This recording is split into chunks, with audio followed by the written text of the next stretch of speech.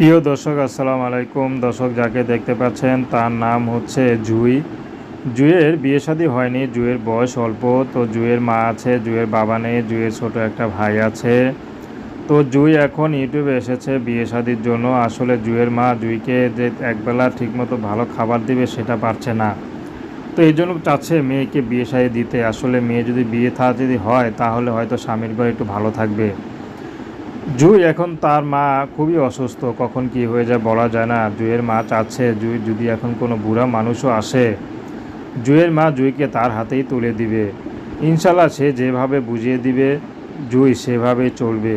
কারণ জুঁই কখনো প্রেম ভালোবাসা করেনি। জুঁইয়ের বয়সই অল্প, মাত্র 6 পর্যন্ত লেখাপড়া করেছে, এখন আর করতে পারে না কারণ অভাবে সংসার।